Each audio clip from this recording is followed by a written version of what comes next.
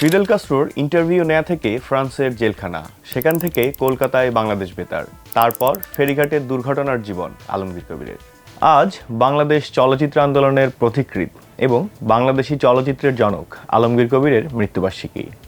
তিনি একাধারে সৃজনশীল চলচ্চিত্র নির্মাতা, চলচ্চিত্র শিক্ষক, সাংবাদিক, লেখক এবং বলা যায় মুক্তিযোদ্ধাও। ছাত্রজীবনে তিনি বামধারার রাজনীতিও করেছেন। 1971 সালে মুক্তিযুদ্ধ শুরু হলে তিনি স্বাধীন বাংলা বেতার কেন্দ্রের ইংরেজি বিভাগের প্রধান হিসেবে দায়িত্ব নেওয়ার পাশাপাশি সংবাদ পাঠক ও প্রতিবেদক হিসেবে দায়িত্ব পালন করেন। আহমেদ চৌধুরী ছদ্মনামে তিনি ইংরেজি খবর ও কথিকা পাঠ করতেন। প্রবাসী সরকারের প্রধান প্রতিবেদক হিসেবেও তিনি কাজ করেছেন। আলমগীর কবিরের শুরুটা বেশ বৈপ্লবিক। ঢাকা বিশ্ববিদ্যালয়ে পদার্থবিদ্যা বিভাগের এই ছাত্র অনার্স পরীক্ষার ফল বেরোনোর আগেই 1957 সালের শেষ দিকে লন্ডন চলে যান এবং অক্সফোর্ড বিশ্ববিদ্যালয় থেকে অ্যাপ্লাইড ম্যাথমেটিক্সে বিএসসি ডিগ্রি লাভ করেন। ইংল্যান্ডের অক্সফোর্ডে ইলেকট্রিক্যাল ইঞ্জিনিয়ারিংয়ে পড়ার সময় সিনেমা দিকপাল ইংমার বার্গম্যানের সেভেন্থ সিল সিনেমাটি দেখেন তিনি। এই সিনেমাটি দেখে চলচ্চিত্র শিল্পের প্রতি তার গভীর অনুরাগ তৈরি হয়। একই সময়ে তিনি বামপন্থী রাজনীতির প্রতিও আকৃষ্ট হন, যোগ দেন ব্রিটিশ কমিউনিস্ট পার্টিতে। 1959 সালে লন্ডনে থাকাকালীন কমিউনিস্ট পার্টির মুখপাত্র ডেইলি ওয়ার্কারে রিপোর্টার হিসেবে সাংবাদিকতা শুরু করেন। জানা যায় তিনি কিউবার গেরিলা যোদ্ধা ও প্রেসিডেন্ট ফিদেল কাস্ট্রোর সাক্ষাৎকার নিয়েছেন। ফিদেল কাস্ট্রো থেকেই তিনি গেরিলা যুদ্ধের রণনীতি ও কৌশল সম্পর্কে ধারণাও নিয়েছেন। 60-এর দশকে তিনি কমিউনিস্ট পার্টির আনুকূল্যে কিউবায়ও ভ্রমণ করেন।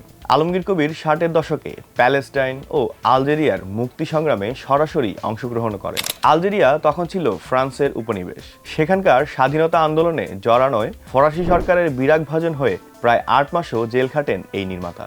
তিনি বাংলাদেশের স্বাধীনতা আন্দোলনেরও অন্যতম ফ্রন্টলাইনার।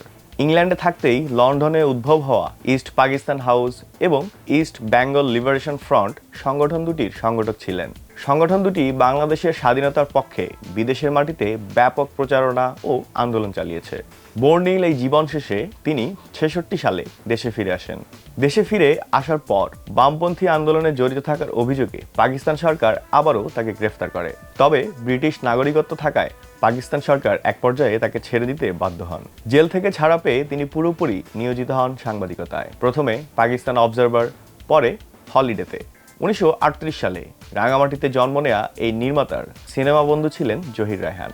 1971 সালে মুক্তিযুদ্ধ শুরু হলে তিনি কলকাতায় প্রবাসী বাংলাদেশ সরকারের প্রধান প্রতিবেদক হিসেবে কাজ করেন এবং স্বাধীন বাংলা বেতার কেন্দ্রের ইংরেজি বিভাগের দায়িত্ব নেন। জহির রায়হানের খুবই ঘনিষ্ঠ সহকর্মী হওয়ায় জহির রায়হানের সাথেই বিভিন্ন রণাঙ্গনে যান তিনি। যুদ্ধ চলাকালীনই জহির রায়হান স্টপ জেনোসাইড প্রামাণ্যচিত্রটি বানানো শুরু করেছিলেন, যেখানে মূল যুদ্ধক্ষেত্র থেকে ভিডিও ফুটেজ সংগ্রহ করা হচ্ছিল। এই স্টপ জেনোসাইডের সহকারী পরিচালক ছিলেন আলমগীর কবির। এই প্রামাণ্যচিত্রে ধারাভাষ্যের কণ্ঠ তিনি দিয়েছেন। এই প্রামাণ্যচিত্র বানাতে গিয়ে একবার ভয়াবহ অভিজ্ঞতার শিকার হন দুজনেই। স্বাধীনতার বেশ পরে একটা টিভি সাক্ষাৎকারে ঘটনাটি বলেছিলেন আলমগীর নিজেই। তিনি বলেন, স্টপ জেনোসাইড তৈরি করতে গিয়ে আমরা যখন মালদা বর্ডারে ছিলাম তখন পাকিস্তানি একটা ক্যাম্প কাছেই ছিল। তারা আমাদের উড়িয়ে দিতে পারত। আমরা দুজনেই একটা মাইনফিল্ডের ভেতর দিয়ে বেকুবের মতো হেঁটে বেরিয়ে গেছি।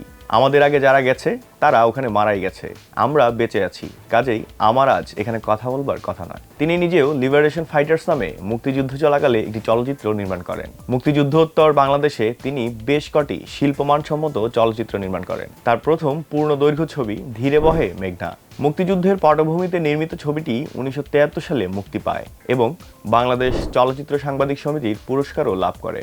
এই সিনেমায় বাংলাদেশের যুদ্ধের বেশ কিছু বাস্তব ফুটেজও ব্যবহার করেছিলেন তিনি।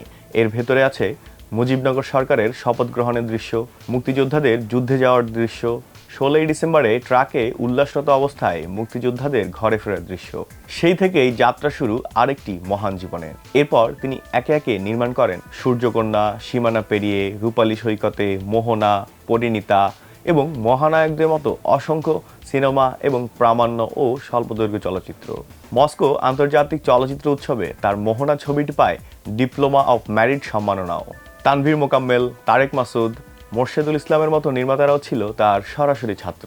জীবনে সিনেমা নির্মাণের পাশাপাশি তিনি অসংখ্য বই এবং প্রবন্ধ লিখেছেন।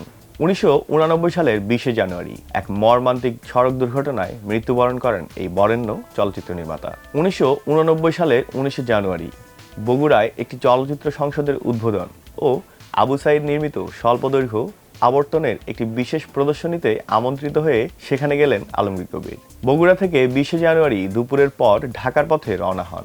নিজের গাড়ি তিনি নিজেই ড্রাইভ করছিলেন।